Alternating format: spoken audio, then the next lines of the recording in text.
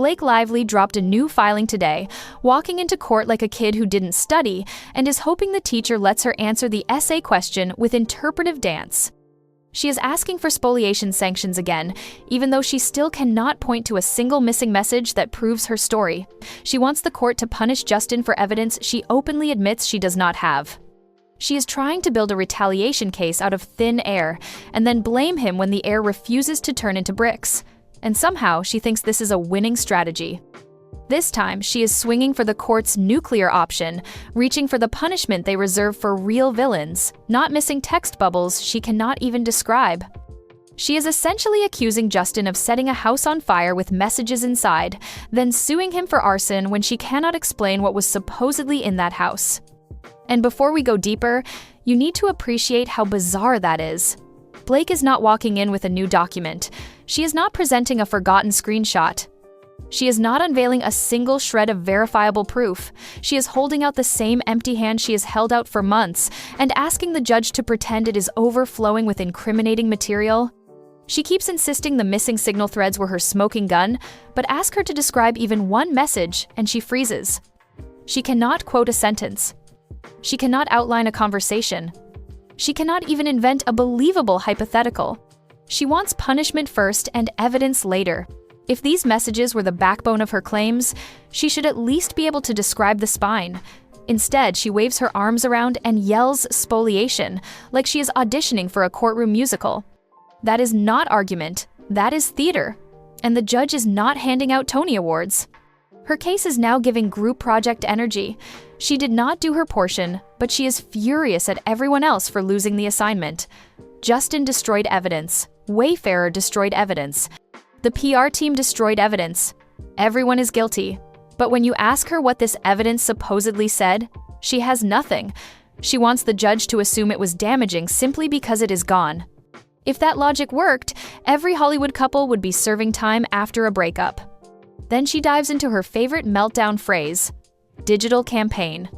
And she repeats it so many times you'd swear she was hoping Beetlejuice or Candyman would materialize and hand her the evidence she doesn't have. But even they would show up empty-handed and pro-Baldoni. She keeps trying to turn routine PR work into a conspiracy thriller, treating basic industry behavior like a secret midnight sabotage operation. That is her entire strategy in a nutshell.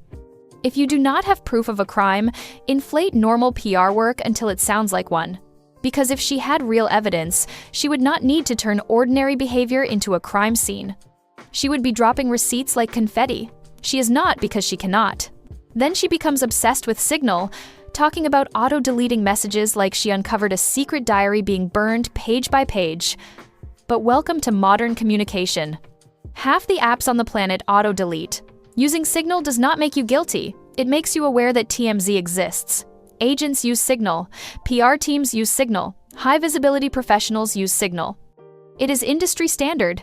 But Blake wants the judge to pretend everyone should have predicted her lawsuit almost a year before she filed it and preserved every private conversation like they were archiving historical documents. She is so desperate she is even arguing that Justin's private Signal chats with his support group must contain incriminating dirt because it defies reason that he would not be talking about her during a stressful period. Translation, she wants the judge to treat his emotional support messages as evidence simply because she wishes they contained something juicy. Then she pushes her biggest overreach. She wants the duty to preserve evidence to begin in November 2023 based on her protections document. That is a full year before the lawsuit. That is not preservation. That is clairvoyance. Legal duty begins when litigation is reasonably foreseeable.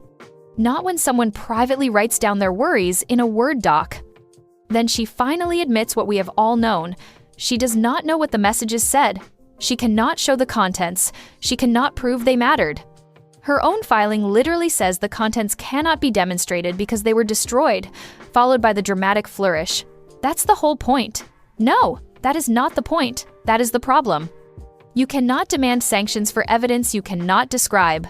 It is the legal equivalent of accusing someone of burning a confession letter, but refusing to say what the confession was about. Then she swings for the shortcut. She wants the court to instruct the jury that the missing messages can be assumed to harm Justin. She does not want to prove misconduct. She wants the judge to assume misconduct. This is "the dog ate my homework, give me an A anyway," just with a higher filing fee. She tries dragging the Wallace team into the chaos next. They used Signal, they deleted messages, they did PR work, great. Nothing about that proves retaliation. Nothing connects to her claims. She cannot link any of it. If your entire argument is about connecting dots, it helps to have more than one dot. Her meltdown over PR planning is equally ridiculous. She was explicitly warned the film might face backlash. She was warned about negative press. She was warned that the public reaction could get messy. But now she wants the court to pretend that crisis management is suspicious. It is literally the job description.